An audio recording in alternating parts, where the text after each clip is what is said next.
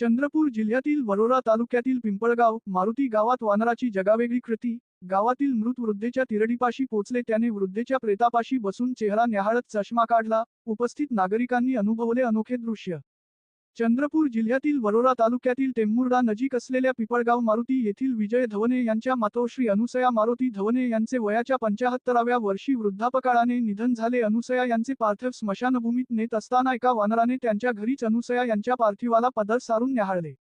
चष्माही काढला. वानर स्मशानभूमीपर्यंत पोहोचले. अग्निसंस्कार होतपर्यंत माकड स्मशानभूमीत हजर राहिले. त्यानंतर ते नातेवाईकांसोबत त्यांच्या घरापर्यंत आले व नंतर निघून गेले. अनुसया यांचे पती मारुती यांचे 20 वर्षापूर्वी निधन झालं होते. हा योगायोग की चमत्कार याची पंचक्रोशीत मोठी चर्चा आहे.